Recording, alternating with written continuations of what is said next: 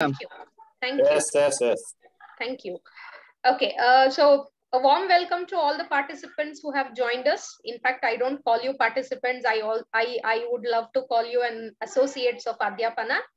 A small introduction about Adhyapana. It is a single proprietorship firm registered under MSME, and we are a skill development firm. We do a lot of events like workshops, seminars, national conferences. We are yet to bring in the conference in the future. Maybe it will be announced by the end of this month. We also are having few consortiums for various fields like engineering, management, sciences, pharmacy, and nursing.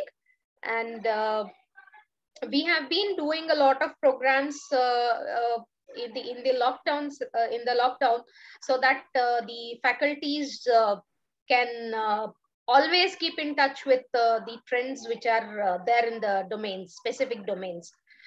So far, we have conducted around 30 programs, online programs, 30 online programs from last year to this year, and we have had around almost more than 300 plus participants. And many of them have been over and again attending our program. So that is the love and affection we have received from a lot of faculties in the educational fraternity. Thank you so much again to join us today. So I would again, call back a few participants to please let me know the expectations of today's program. Few of you can open your, unmute yourselves and speak. Expectations out of this today's session.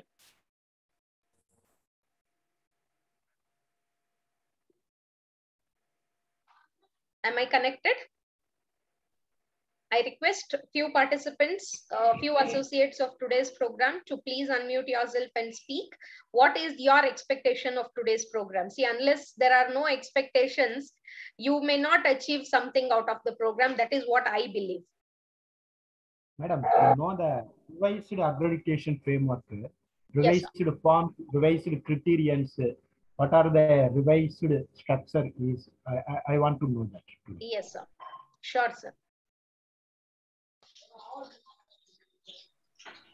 Ma'am, good evening, ma'am. This is Professor Anita. Yes, ma'am.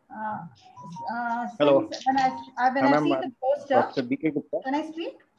Yes, ma'am. Please go ahead. Yeah. Dr. Gupta, please, you need to wait. So I'm from Jharkhand now. I'm also the ITC coordinator too in cycle 2 now, but I have some problem in the preparation now. Actually, I want to know more about now the DBBA and student support system now. We are getting troubles there inside now. Right, fine. Professor Anita, you can please go ahead.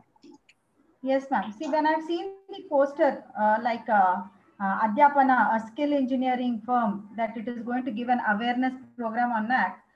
So I was expecting that the concentration on the revised framework where the outcomes are very, very important, where you people can throw light on how we are going to upskill our students in that angle, taking the framework into the mind.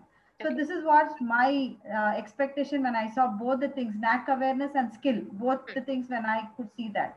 So I was thinking, I'm feeling positive that I may get some input where it will be useful for my students too, how it will help me to enhance their skills. Thank you, ma'am. Somebody else want to speak? Okay. So hopefully by the end of the session, all the expectations of each one of you are achieved. So we would result the session into, bringing out the outcomes which you are expecting. Okay. So starting up, always my first slide goes with a thank you note. My special thanks to all the teachers who have taught me the NAC accreditation process. Few names I would like to take with the permission of all the participants. Dr. B.G. Mulimani, who was former Vice Chancellor of Gulbarga University and DLD University, he was the first person who who gave me an exposure to work for NAC process when I was working with an university, and that was my initial step. I also thank Professor Dr. M.S. Bhagyashekhar, who had helped me to step into an accreditation procedures. In fact, NBA and NAC were hand in hand, and I was a departmental coordinator in one of the engineering colleges. And I also thank all the college management who have supported me to take initiatives for quality enhancement. And I also thank the participants who have joined me now. See, I'm giving this a kind of vote of thanks session, because by the end of the session, when I talk all this, there will be many people who want to quit. And I understand there are a lot of ladies who have joined us. They'll have to quit for cooking, feeding their kids, and all that. So I'm doing this procedure earlier. This is how I always start my sessions with. Okay, so thank you for all the people who have kept faith on us and have joined in. I would say that we have 80 participants with us right now. That is a very good number. Thank you again. Okay, so the benefits of accreditation. I'll come down to NAC little later. Accreditation, usually, there are people who call it as accreditation. They call it as accreditation. So different dialects, different talks. So I call it as accreditation. So the benefits are accreditation will always help you for a differentiated recognition. That is in terms of whenever you see the college prints, brochures, or anything, you mention we are accredited by NAC, by NBA, the department is accredited, all that. So that gives you a different recognition amongst your local competitive colleges. And it gives you an autonomy wherein you can apply for a lot of funding programs. You can apply for a lot of certificate. You can offer a lot of certificate programs. You can have an autonomy, and you can also, accreditation will also help you to go in for the further step after the accreditation procedure. That is the autonomous status. It will also help you for that, and it will help you to do a systematic approach for the for identification of strength, weakness, opportunities, and threats of the institute. And it will also help you for collaborations wherein you look into the national, international institutes, prominent institutes. You look into collaborations with the funding agencies. You look into the collaboration with the research firms, research and development organizations, and the institute collaboration. So nowadays, even for that matter, if a company wants to come down to your campus, they are checking whether are you accredited. So accreditation will help you for a different recognitions there, and also it will help you for getting collaborated, and it will help you for attracting funds. A lot of UGC, a lot of science and arts and science commerce colleges now are getting funded, and because they are accredited. And also UGCs, whenever there are a lot of funding agencies from UGC or the parallel government organizations, they are also asking they are also keeping one of the criterias as accredited by NBA or NAC. So that will also help you to attract funds, research funds, or various funds which are available. And it will also help you for capacity building. And in fact, in Bangalore, we have this Bangalore University, a state university, which says that if you have to increase your seat intakes, then you'll have to be accredited. If you have to start a new program, you'll have to be accredited. So there are not only this university, there are a lot of universities across India which expects you to be accredited. So that the capacity building of the institution can be increased. Okay, so these are few benefits of accreditation. So in India, we have these two boards which will give the accreditation. One is NBA and the other one is National NAC, National Assessment and Accreditation Council, and NBA is National Board of Accreditation. The difference between these two are NAC accredits all type of institutes as a whole. Like say for example, you have 10 departments in your college. All when you go for accreditation, it is for the college, not for the department. Wherein NBA is usually for the technical programs. Programs here is the department. And for example, if you have a engineering program, I mean, if you have an engineering college, computer science department, that particular program will be accredited, not the whole college. So this is how a small difference. Both of them were established in 1994, and now they are independent bodies. There are 7 criteria under NAC, wherein NBA there are 10 criteria, and your scaling, I mean, your accreditation grades are based on the 7 points. In fact, it is 8. The 8th one is not accredited, D grade. So I don't feel like, you know, talking about the negatives. So I just have you know, deleted that and brought in the 7 points here. And when it comes to NBA, it gives accreditation to the department for 3 to 5 years, depending on the scores. Okay, so that is the difference between the NAC and NBA. We'll not talk much about that. It's just for an introduction. And coming to the core values of NAC, Professor Anita was talking about how do I bring in skills to the students. So NAC also is connected somewhere towards that. NAC always looks into the contribution for the national development. How is the institute which is going for accreditation, how is it working towards the development of the nation by you know, graduating students with social, intellectual, technological skills, employability skills, thinking skills, you know, many more. So what kind of grads are you preparing in your college? That is what you will be looked at. And talking about quest for excellence, quest for excellence, when we talk here, it is purely talking about whether the institute is happy at what level it is, or it is always looking at the developmental, the quality development, or whether it is also looking at the quality enhancement and sustenance. So all that you can look into. And promoting use of technology, whether the faculties, the students, the parents, or the other stakeholders of the educational institute, whether they are promoting the use of technology or not. And then fostering to the global competencies amongst the students. Can I request all the participants to please mute yourselves? Okay.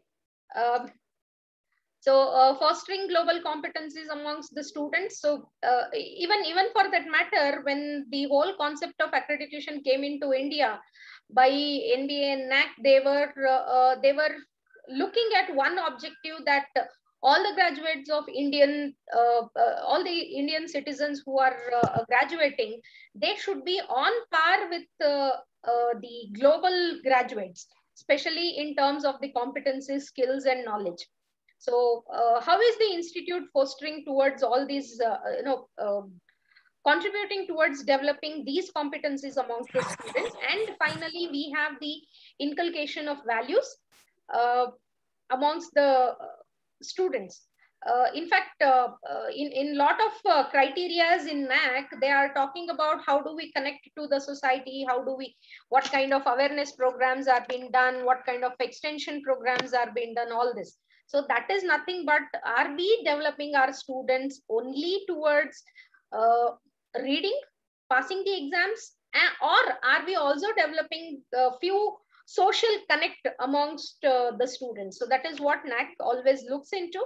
So these are called as core values, or we can also, the other way around, I always look it as the objectives of NAC, which is which they look into the organizations, the educational organization. Okay, so that is about the core values of NAC. And these are the assessment parameters of NAC. There are 7 criteria. We usually call them as 7. We call all these assessment parameters as criteria. We have 7 criteria starting from curricular aspects, teaching, learning, and evaluation, research and research, innovation and extension, infrastructure. I'll be little talking about a few of these in the next slides also. Student support and progression, governance, leadership and management, and the institutional values and best practices. So these are the 7 different parameters. We call them as criteria, and they are the sole concepts under which, or criteria under which your institute is evaluated. Okay, so coming to the revised framework of NAAC. As I have told in my previous slide that NAAC was established in 1994, and I don't know how many of you have visited NAAC library so far. We have these bulk volumes of SSRs in the library.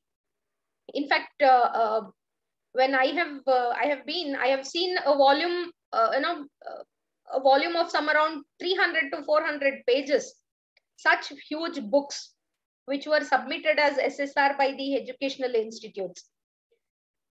And the procedure was, you will have to prepare the SSR in 2 volumes. That is, volume 1 is SSR, volume 2 is the evaluative report of the departments. And these 2 volumes in set of 7, a set of 7 has to be submitted to NAAC. And for this, there were a lot of writing, editing, revising, paraphrasing, all this work, background at the college. All this work was happening, and huge paper would have been wasted. I remember, when I started working with NAAC process somewhere in 2011.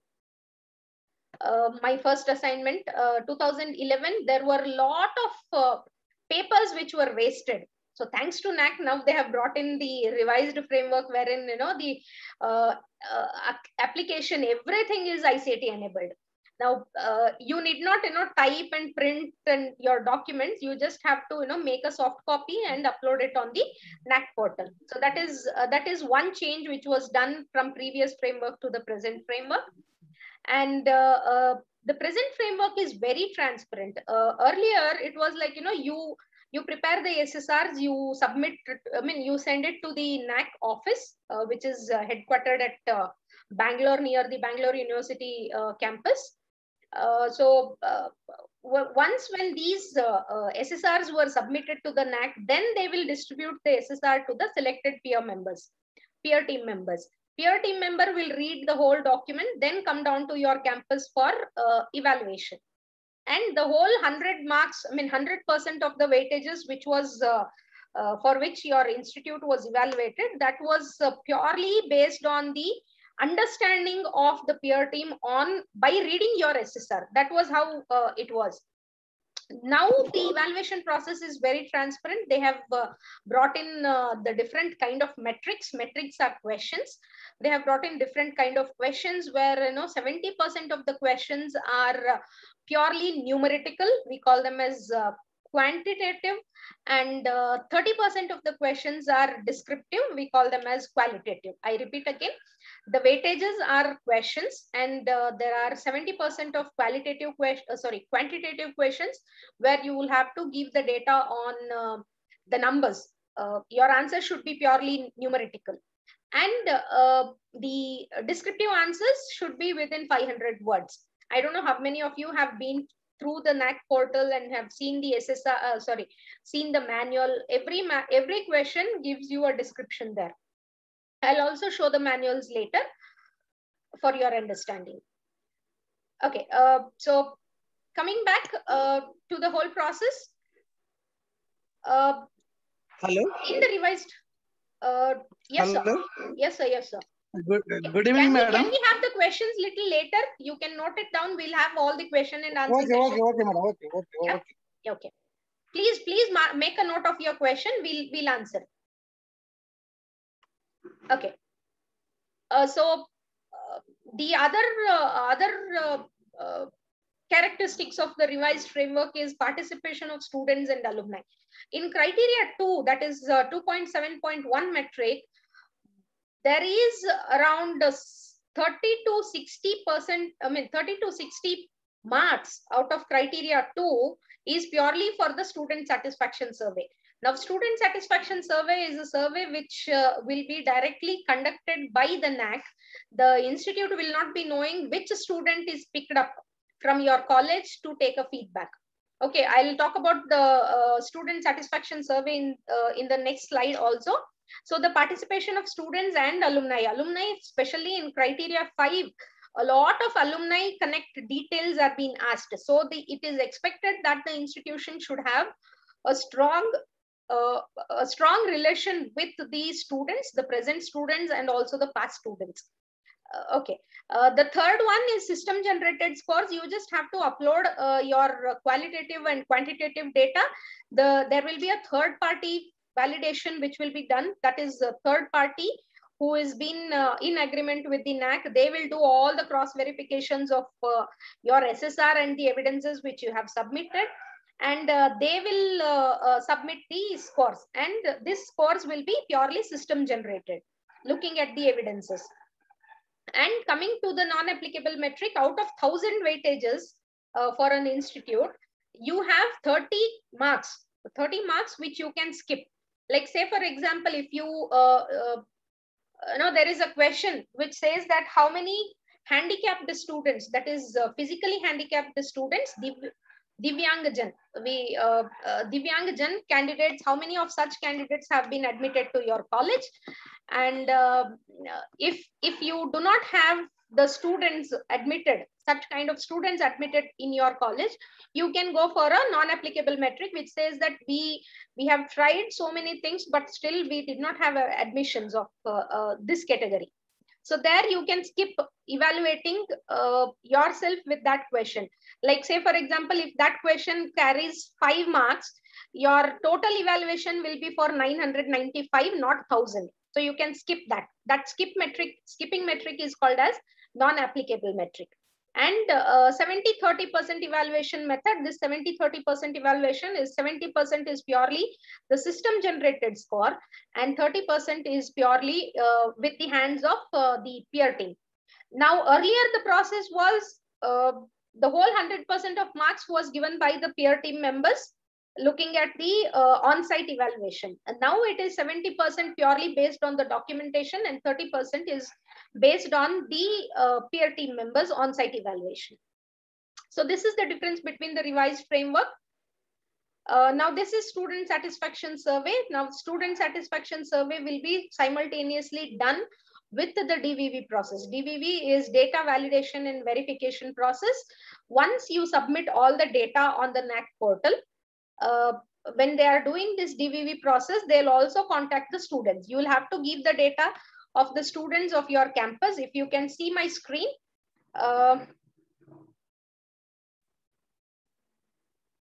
just a moment. Okay, if you can see my screen, there is this cursor running around the students' details. You will have to submit all the students' details. These all details of each student who's studying on your campus. Okay, so this data has to be uploaded, out of which there will be 10% of the student population or 500. This is for the university. In fact, 10% of the students or 100 students, whichever is less, 10% of your total students, that number will be randomly selected. That number of students will be randomly selected and they'll directly get in touch with the students and take the feedback. Here, 20% objective questions are given and one subjective question is given for which they'll have to answer. The NAAC will send the mail to the students and students have to respond back to the process. That is the feedback form. Okay. The student satisfaction survey will be conducted within 1 month after the initiation, and in case if the response is low, the metric will not be taken into consideration. There is so this is about the student satisfaction survey. Now, coming to the types of institutions, earlier, in fact, prior to 2017, July 31st, that was the day when the NAC has hosted the revised framework on its website. So earlier, there were only three kind of institutions which were accredited. Like all the universities would come into one set, all the health science institution would come into the other set, and all the colleges, affiliated and autonomous, come into the other set. Only three kinds of institutes were accredited, and now it is like, you have this various types of manuals which are being developed, and the institutes, there are different parameters for each of these institutes to get accredited. So we have affiliated college, autonomous college, general university, teacher education, there is a different manual, health science institutions, and health science affiliated colleges are again a different format. Open universities are a different format, Sanskrit institutions are different formats, dual mode institutions are different format. So there are different manuals which are being developed for this different kind of institutes. Now the eligibility criteria, the universities or central, state, private or deemed to be universities and institutes of national importance, they should be approved by MHRD and UGC, and the enrollment should be, the enrollment of students should be regular, not part-time, and only Indian campuses will be accredited under the universities, whatever kind of universities. Coming to the autonomous institutes or the constituent institutes, it has to be recognized by UGC or the state government or the state universities.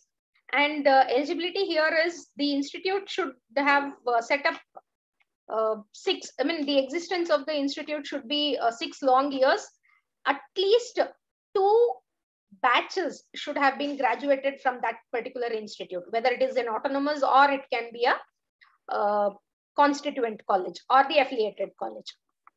And this is the eligibility. Coming to the reapplication or reassessment, there are 2 things. Next cycle, one cycle will be for 5 years.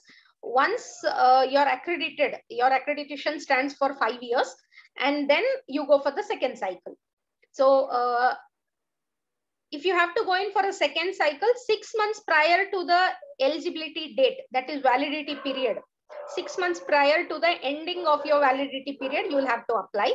And in case if you are not happy with your accreditation scores, immediately after 1 year and before 3 years, any time between this period, you can go for reaccreditation, that is reassessment. A reassessment is in case if you are not happy with the scores and you want to increase your scores, you'll have to apply for a reassessment after 1 year and before the 3 years. So this is how the rule is. So these are the criteria under which your, these are the grades under which your institute gets accredited, and the CGPA is also mentioned here. Now, these are the distribution of metrics and key indicators across the criteria. You have 7 criteria, and key indicators are the subsets of each criteria. And qualitative metric, that is the descriptive answers. Quantitative metric is the answers where you'll have to give numbers. For example, they ask how many full-time faculties were working in your institute in the last 5 years. So academic year data has to be submitted, and the data here is like for 16-17, how many faculties were there, full-time faculties. 17-18, how many faculties? You'll just have to give the numbers. So the data will be taken for last 5 academic years. And the scores for each criterion is given here. Okay, so I'll fastly wrap up what would be the content of the criteria. Criterion 1, curricular aspect. These are the scores for each individual type of institutes. So here it usually talks about the designing of curriculum development and implementation. Like they expect when was the revised syllabus. I mean, how many at what intervals you are revising your syllabus? 3 years, once in 3 years, once in 4 years, or If it is an affiliated college, the revision will not come into picture. It only talks about the delivery of your curriculum. So they talk about the lesson plans, they talk about your planning, your class planning, your evaluation process and everything. And the flexibility of curriculum, whether do you offer the diploma programs, whether do you also offer the certificate programs, whether do you offer certain programs or additional activities for your students wherein you tend to inculcate the societal values, gender issues, environmental issues amongst your students, whether it is a part of your curriculum or it is a part of your co-curricular activities. So all this is looked into. And then curriculum enrichment, what kind of teaching methodologies do you use? The university says that you will have to complete the syllabus within 40 hours, but the university 40, 50, 60, whatever number of hours, it depends on the university again. If you have to complete a syllabus in 40, 50 hours, it doesn't matter whether you conduct the classes online, you conduct the classes offline, or you conduct the classes within the classroom or a seminar hall, or you call in for a guest lecture. It is not bothered. It is just telling you this is the syllabus and in this many hours you will have to complete the syllabus. Okay, and then they talk about the feedback mechanism. Feedback here is not, NAAC never asks you regarding the feedback process on the teaching learning process. It asks you the feedback process on the curriculum, syllabus, and what is expected after that. So it is expected that the institute should take the feedback on the curriculum from all the stakeholders and submit it to the university. Whenever they go for the next revision, these points will be considered. So that is what is expected in criterion 1. Coming to criterion 2, teaching, learning and evaluation, they are talking about how is your admission, what can be done to increase your admission, what kind of admissions are you taking, how is the demand ratio, whether you have only in-state students or outstate students, foreign students, all that will be taken care. And they also check what kind of student diversity you have. That is what kind of categorized students you have, reserved categories. And they also talk about foreign and international students. And then teaching learning process, how is your teaching learning process, whether the institutes do take care of the students by segregating the students into advanced learners, slow learners, what kind of activities are you doing to promote your fast learners, and what kind of activities you are taking to improve your slow learners. All that kind of questions are being asked in criterion 2, key indicator 2.3. Then they talk about the teacher profile and quality, the education of the teachers, what kind of experience does the teacher have, how many years they have been working in your own institute. They also look into the retention part. And then the evaluation process, what kind of grievances are received by the college, how is that grievance solved, and how is the support system for evaluation, that is in terms of infrastructure development for evaluation and conduction of exams, what kind of reforms have been brought into the institute for evaluation. And then they talk about the student performance and learning outcomes.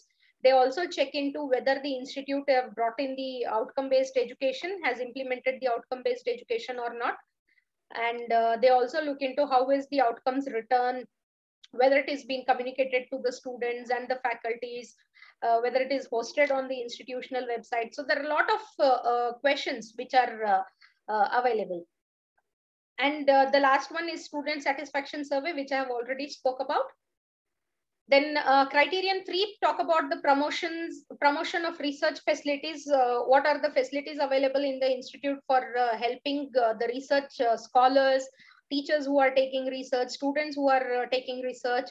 So where do you mobilize the amount, whether the institute gives the seed money or you get the funding from the external agencies.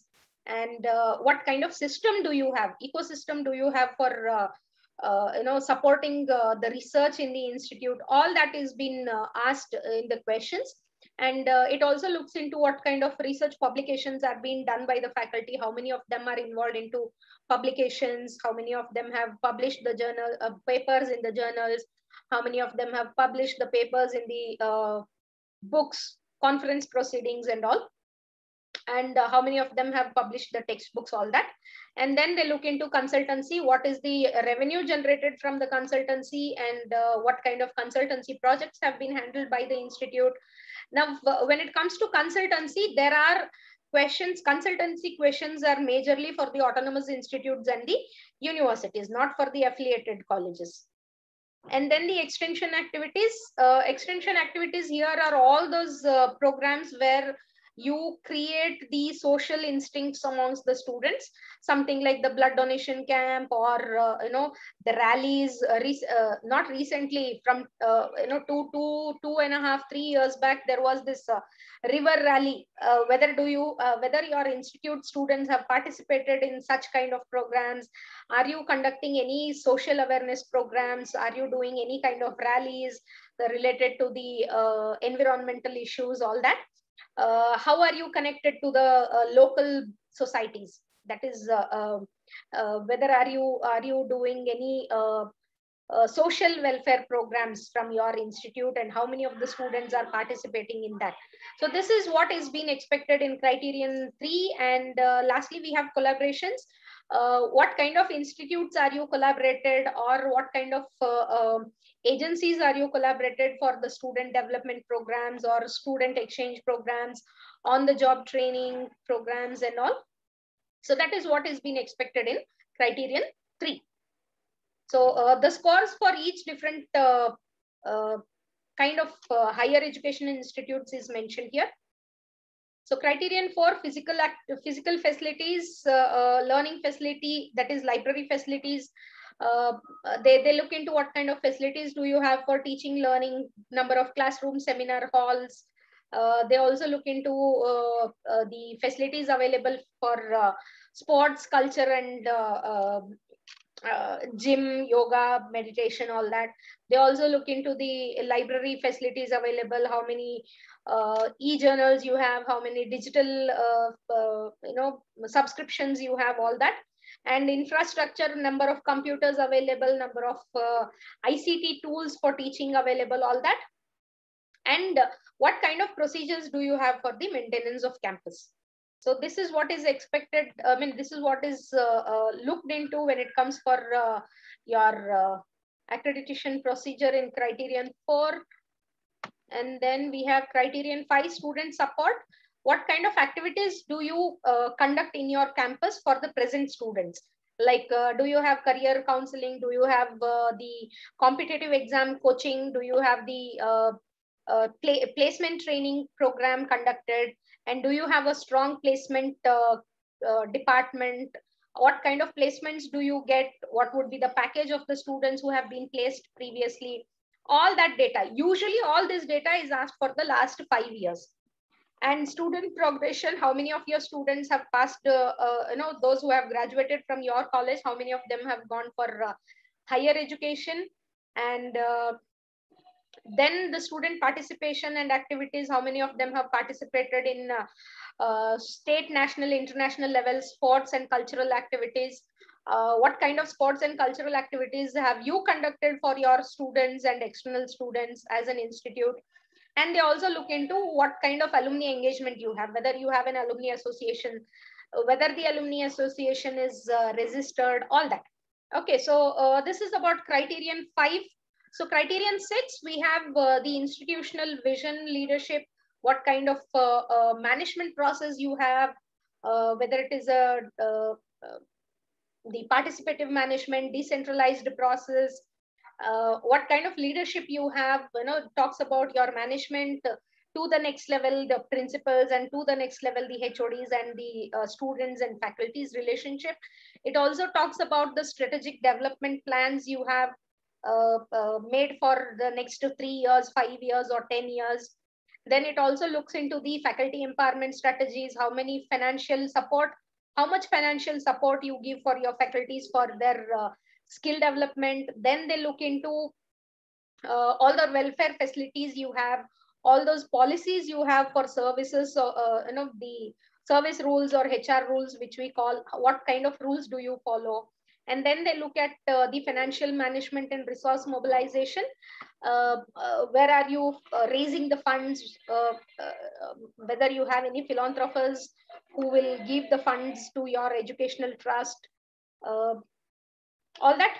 And then we have the IQAC as the last one, wherein they look at what kind of actions, what kind of review processes are done, what kind of initiatives are taken by the IQAC, how is the IQAC involved into this quality enhancement process in the institute. So this is the criterion 6, and criterion 7 talks about the institutional values and social responsibilities, majorly talking about the energy process, waste management at the campus, keeping the campus clean. Then they talk about the gender sensitization issues.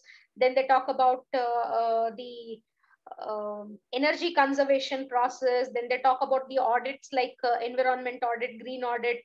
They talk about the gender audit also. They talk about the energy audit. So what kind of all these audits are being done by the institutes regularly or not? And then they look into what are the best practices of the institutes, and also the institutional distinctiveness. So when we talk about the institutional distinctiveness, they usually are talking in terms of how is your institute different from the other institutes nearby. So that is all about your 7 criteria. And this is the process of NAAC. So the NAAC process, you will have to first write in the, fill in the IAQA, that is the application for institute. Earlier it was a document called LOI, letter of intent. If you want to go in for accreditation process, you will have to give the LOI. Submit it to the NAAC, but now it is all online. The first process you will have to do is you will have to register your institute on the NAAC portal, and the NAAC portal you will have to use the iShape user ID and password.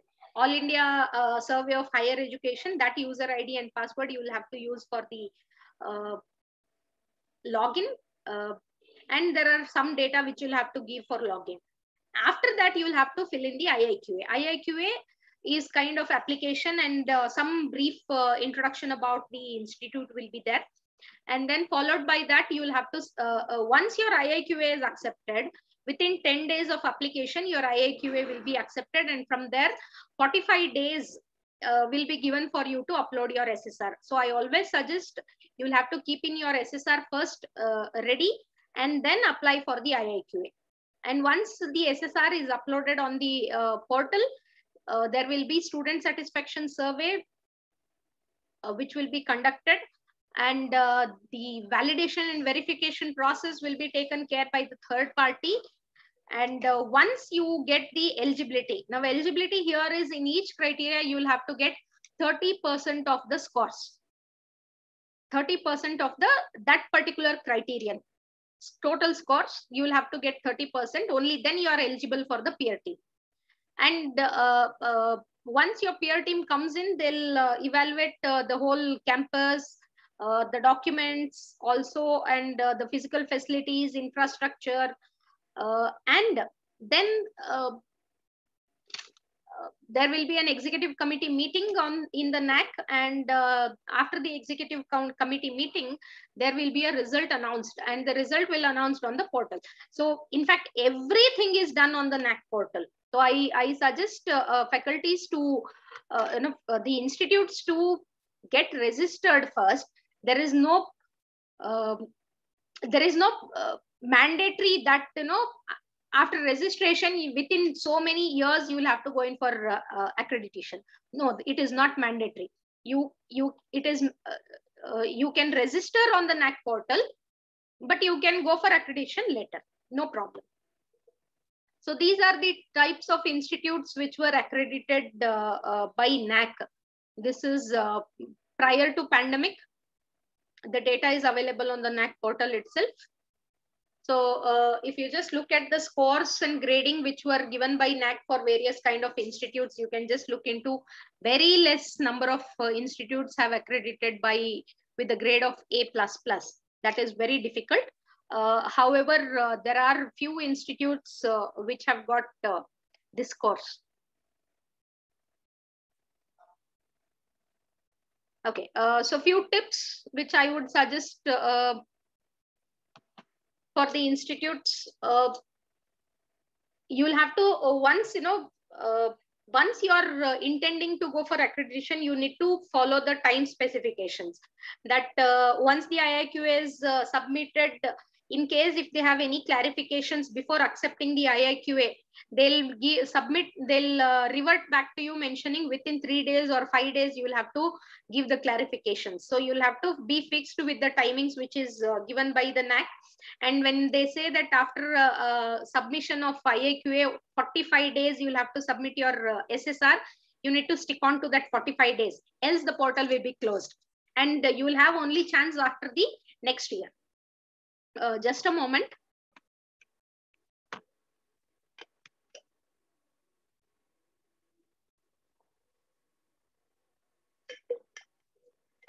Okay, and then incorrect data or false data, that is that will lead for the institute to be blacklisted for the 5 years if they found that you have given some fake data. And read the manuals and SOPs before you start preparing the SSR. And all the data, financial data has to be submitted from April to 31st, that is the financial year. And all the publication data should be the calendar year, that is January 1st to 31st December. And every other data should be academic year data. And all these rules have to be followed if you have to go for accreditation procedure. Once your SSR is submitted online and after the whole DVV process is done, they'll give you a revised SSR. Once that is done, you will have to upload your SSR on the institutional portal. And the data templates are being given for submitting the data. There are a lot of Excel files which are available. You will have to submit the data in that only. You cannot do any kind of corrections or any kind of corrections in that. And after accreditation, every year you will have to submit the AQAR in the stipulated time again. And the AQAR also you will have to upload on the portal itself. So the outcome of the NAAC, that is the certificate and grade sheet, has to be uploaded on the institutional website. So these are few mandatory requirements prior to and after the accreditation process.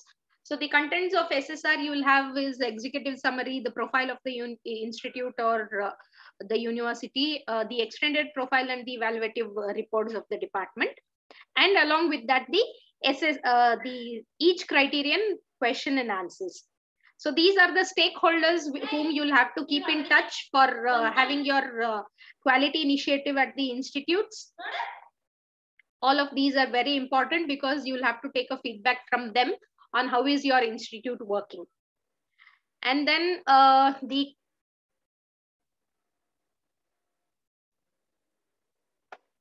and this is the quality inputs. You have to look into the quality teachers. You'll have to look into the quality intake of the students, then the research.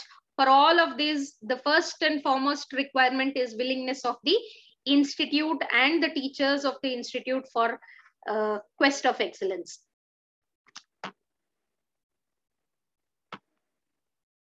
And the teaching learning process, these are all hints which I'm giving, which have to be inculcated or imparted in the institute. You'll have to implement the OBE. There should be a training process for skill development. Value-added courses is expected for the students apart from your curriculum. Then you'll also have to give the certificate program for the students around 30 hours, 30 contact hours. Then what kind of communication skills you're imparting to the students, what kind of guest lectures and seminars. So all of these are very mandatory along with your teaching learning process. And then we have collaborations. You can look into the collaborations for industrial visits and placements, for field work, project work, industry interactions, guest lectures, research, And if you are an autonomous institute or an university, you need to have collaborations for industry specific syllabus revisions. So you need to have the members of BOS from the industries.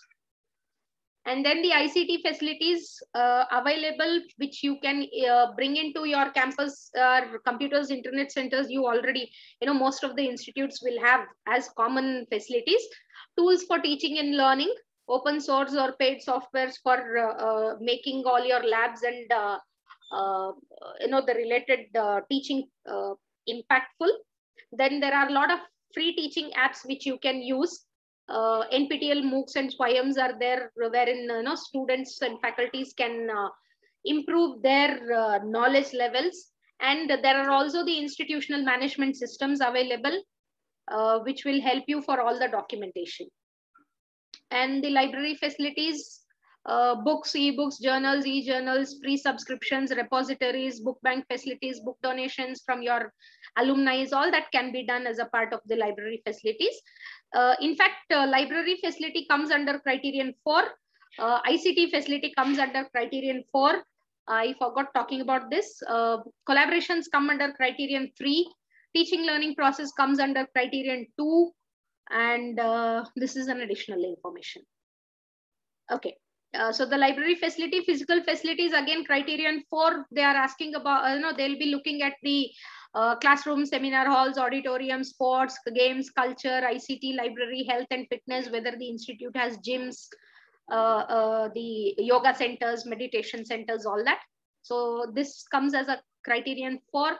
See, output of results, how many students have passed, what is the graduation percentage, then how many of them are into job, how many of them have become entrepreneurs, how many of them have become, how many of them have got placements, and how many of them are gone for the higher education. So this is purely criterion 5, which talks about your connect with your passed out students. So who should pull the whole cart when we talk about the accreditation? It is always the management and owners of the institutes who should have the zeal for developing the quality in the educational institutes rather than having an institute for the namesake. And the principals, deans, directors, and the HODs are also responsible for initiating all the quality enhancement and sustenance procedures, because sometimes what happens is management will always look into the institute as a part of service. But when it comes to principals, deans, and directors, they are the academicians, they are the educationalists. They know what is required and what their peer organizations are doing, especially when it comes to recognition, quality. And unless you have proper quality, you'll have the admissions. So that is all, the cause and effect model. And the teachers also. Teachers are also equivalently, equally responsible. What happens is management just comes and say one morning that we need to get accredited. They don't work for it. It is always, the planning should always be done at this level, and the implementation should always be done at this level. Now, when, I have seen a lot of institutes where, the HODs always tell, I want this data by tomorrow morning. And they tell this by 7 o'clock in the evening. So it has to be done by the faculties itself. So all of them are equally important. So, so this was all about the presentations I had. Now the session will be open for question and answers. And fine, I'll complete my session on this. The session will be open for questions. Before that, I would just read out few questions.